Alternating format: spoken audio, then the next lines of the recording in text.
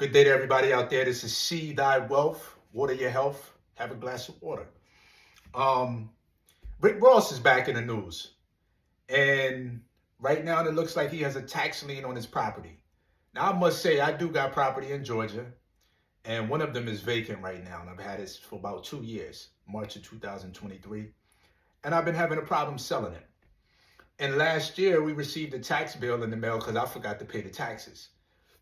I don't know how the tax liens go in Georgia, but I ended up paying it as soon as we got the mail. And I was traveling a lot last year, number one, traveling a lot now.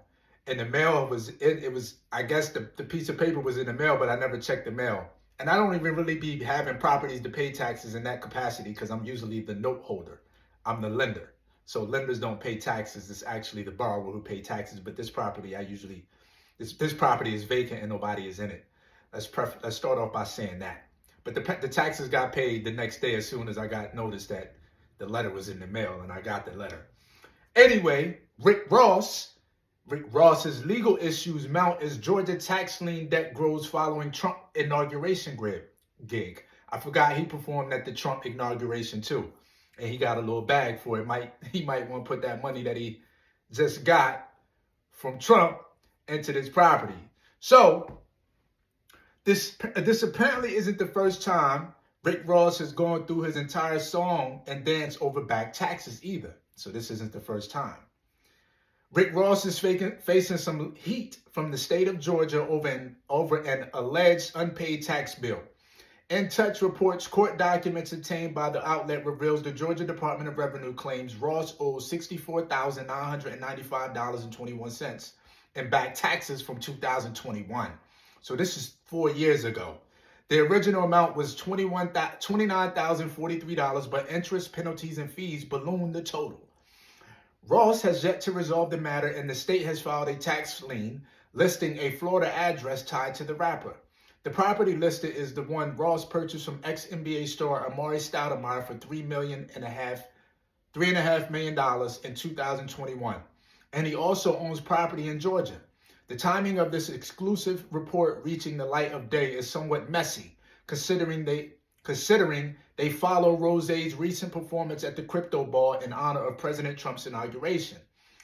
Though the amount Ross was paid for his performance has yet to be disclosed, it being speculated that performers including Snoop Dogg and Soulja Boy were paid handsomely.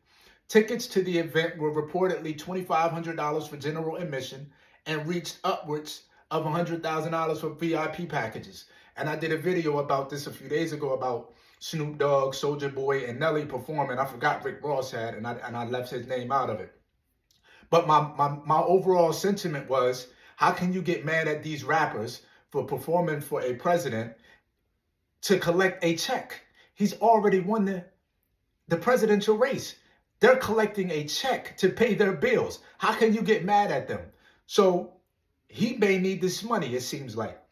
Trick Daddy also recently claimed that Nelly made $1.5 million for his performance during the inauguration. That's a pretty penny for a performance. Not to mention that the Trump family generated billions of dollars over the weekend following the Crypto Ball, as both the Trump and newly introduced Melania meme coins surged to billions in market value.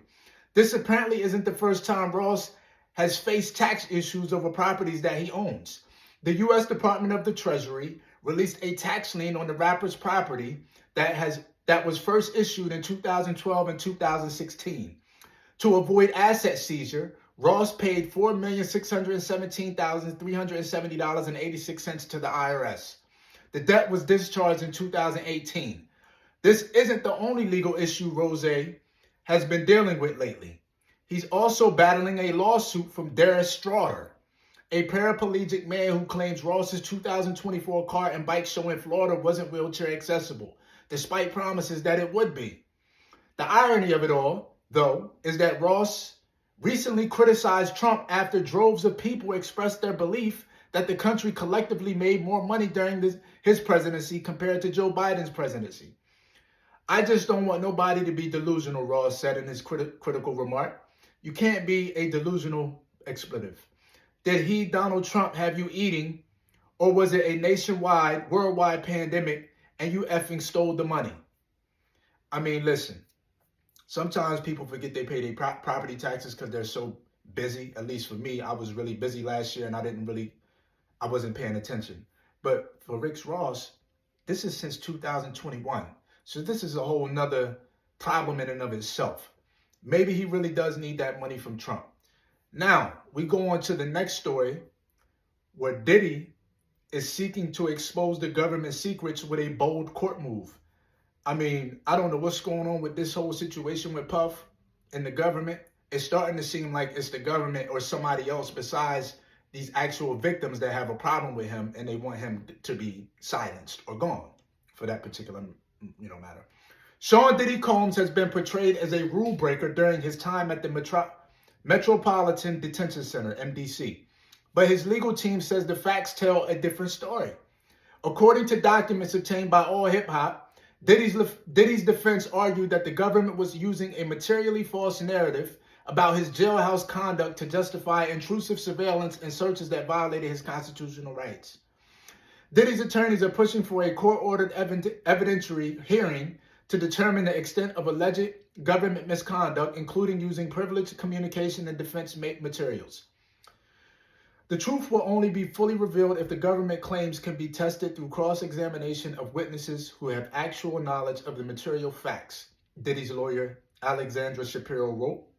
At the center of the controversy is an October search of his unit, which the government initially claimed was part of a routine sweep to ensure prison security. Diddy's legal team countered that the search was anything but routine. The search of Mr. Combs' unit was conducted not for legitimate institutional security reasons, but because prosecutors were interested in searching Mr. Combs, Shapiro said. Shapiro contends that prosecutors staged the operation to collect evidence tied to Diddy's defense strategy, a move his lawyer called a blatant violation of attorney-client privilege. The filing further alleges that the government's actions extended to monitoring Diddy's legal communications. Investigator 1 admits he listened to Mr. Combs' calls, including with his counsel, and that all those recordings, including the ones with attorneys, are being furnished to the U.S. Attorney Generals, the disgraced Mogul's attorney said. Prosecutors also claim Diddy misused other inmates' phone access, engaged in unauthorized messaging, and orchestrated a social media campaign with the involvement of his children. This is when his children said happy birthday. I don't get that part. Despite offering a $50 million bail package with strict conditions, including 24/7 surveillance, his release was denied due to concerns about potential witness tampering and his ability to interfere with ongoing investigations. Despite months of surveillance, the filing notes, to this day, the BOP has not taken any actions to discipline Mr. Combs for any purported violations of MDC policies. Diddy's attorneys are asking the court to direct the government to cease its alleged violations of his rights, including monitoring his legal notes and communications. They also want the feds to cough up evidence they believe will expose the full scope of the misconduct, including emails and surveillance footage related to the October search.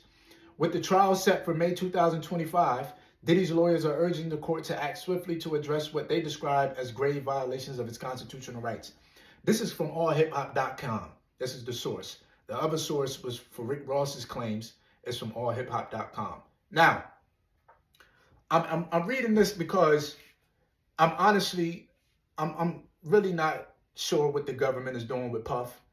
I really think it's bigger than this whole fucking sexual trafficking thing and the Cassie thing. I think they really want him to be gone for whatever reason.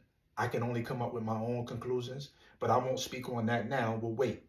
This is crazy how he's being violated like that. And it's also crazy about the allegations that are made against him. If he's true, he need to be locked up. If it's not true, let the courts do their job. And in my eyes, it's innocent until proven guilty. I mean, all that witness tampering shit, I get it to a certain degree. But man, for them to offer $50 million, they don't care. They want that man not to move. He knows something we don't. And there's some shit that he may be able to let out the cat's bag that they don't want out. It's a lot of power players that's involved with Puff. A lot of people might have been on them cameras that they don't want to have out there. The government know they got everything. They got it all. But for some reason, they tampering with him.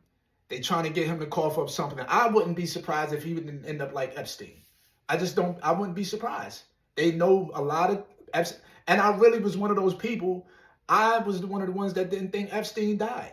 I thought that they bought him out of that body bag. They let him go. He changed up his appearance. And he's somewhere living and he's chilling. I don't think he's dead. But that just could be me and my conspiracy and all that craziness. But it's something major going on with Puff.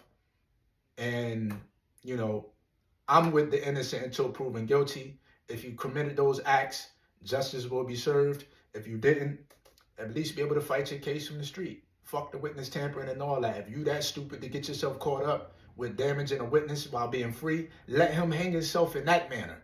Don't make him sit behind, you know, them walls and fight this case. It says we're innocent until proven guilty. Let the law take care of the law. And let that be what it is. Y'all let me know what y'all think in the comments. Is Rick Ross broke?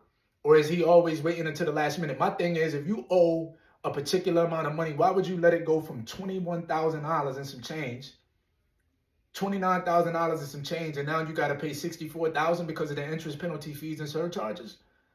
I don't get that, unless you just got the bag like that, the way you're just going to do that. My property, it was only one property for me. I don't even know. I think it was like $1,200 or $1,500. And that was paid the next day once I got that letter. But if you're going to have a $29,000 tax debt and you're going to let it go to $64,995, that's a waste of bread for me. You got kids, college semesters cost $30,000, $40,000, $50,000, $70,000 a year. It's crazy. Y'all let me know what y'all think in the comments. Like the video, share the video, subscribe to the channel, and let me know what y'all think in the comments about this Rick Ross and this P. Diddy situation. All right? Peace.